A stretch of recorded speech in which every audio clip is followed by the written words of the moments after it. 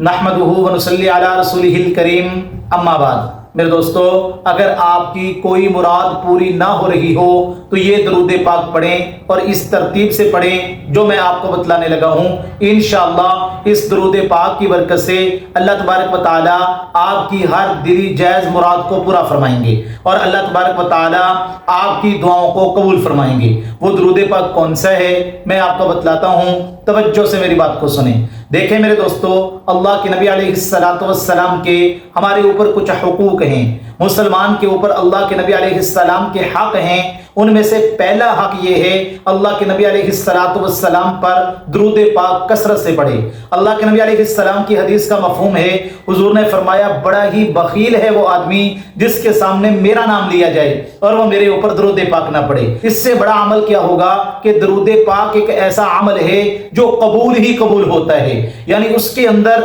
رد ہونے کی گنجائش ہی کوئی نہیں۔ ہم سارے کے سارے اللہ کے نبی علیہ السلام سے محبت کرتے ہیں، ہم اللہ کے نبی کے ساتھ محبت کا دعویٰ کرتے ہیں، تو مسلمان اللہ کے نبی کے ساتھ محبت کے دعوے میں سچا تب ہی ہوگا جب وہ اللہ کے نبی علیہ السلام پر کثرت کے ساتھ درود پاک پڑھے گا۔ حضرت مختار الدین کاکی رحمت اللہ علیہ بہت بڑے اللہ والے گزرے ہیں، ان کے بارے میں آتا ہے کہ وہ روزانہ 3000 مرتبہ درود پاک پڑھ کے اللہ کے نبی علیہ السلام کو ہدیہ کر کے پھر سویا کرتے تھے۔ تو ایک مرتبہ جب ان کی شادی، ان کا نکاح ہوا تو 3 دن درود پاک نہ پڑھا جا سکا، یعنی 3 دن ناگا ہو گیا، وہ درود پاک نہ پڑھ سکے۔ تو کسی اللہ والے کے خواب میں رسول اللہ صلی اللہ علیہ وسلم آئے، ان کو اللہ کے نبی علیہ السلام کی زیارت ہوئی۔ اللہ کے نبی علیہ السلام نے فرمایا کہ میرے مختار الدین کو کہنا کہ 3 دن ہو گئے ہیں آج مجھ تک آپ کا تحفہ نہیں پہنچا، یعنی 3 دن ہو گئے ہیں آپ کا درود پاک میرے تک نہیں پہنچا۔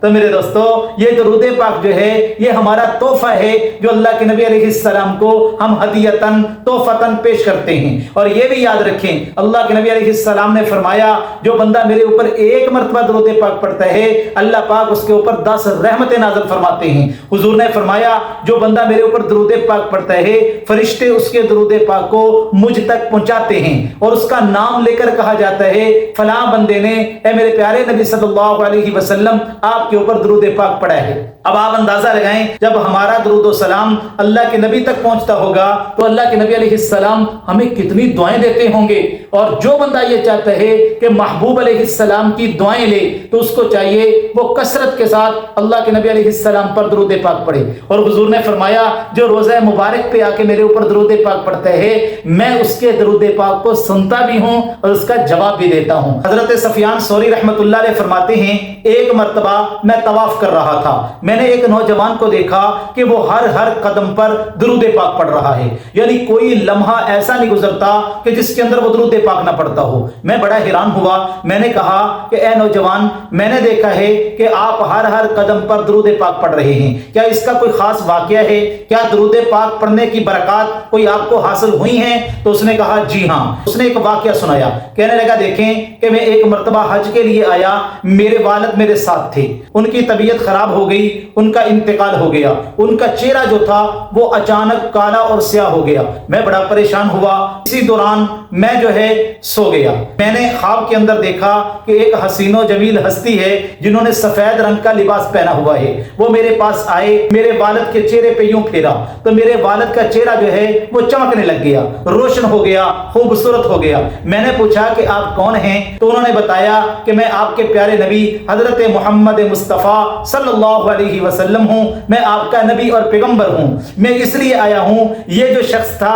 یہ میرے اوپر درود پاک پڑھا کرتا تھا تو آج میں درود پاک کا بدلہ دینے کے لیے ان کے پاس آیا ہوں۔ تو میرے دوستو، اللہ کے نبی علیہ السلام پر جو درود پاک پڑھتا ہے قیامت کے دن اللہ کے نبی اس کی شفاعت فرمائیں گے۔ حدیث مبارکہ کا مفہوم ہے، اللہ کے نبی علیہ السلام نے فرمایا جو بندہ اذان کا جواب دیتا ہے حی علی الصلاۃ حی علی الفلاح کے اوپر لا حول ولا قوت الا باللہ ان کلمات کو پڑھتا ہے اور اس کے بعد دعا پڑھتا ہے اور درود پاک پڑھتا ہے۔ اذان کے بعد کی دعا اللہم رب هذه الدعوة الدعوة التامة والصلاة القائمة آت محمدا الوسيلة والفضيلة وابعثه مقاما محمودا الذي وعدته إنك لا تخلف الميعاد۔ میرے نبی نے فرمایا جو بندہ اذان کا جواب دینے کے بعد درود پاک پڑھنے کے بعد یہ اذان کے بعد کی دعا کو پڑھتا ہے حلت شفاعتی یوم القیامہ، سبحان اللہ، میرے نبی فرماتے ہیں قیامت کے دن اس بندے کی شفاعت میرے اوپر واجب ہو جاتی ہے، یعنی میں اس کو ضرور جنت میں لے کے جاؤں گا،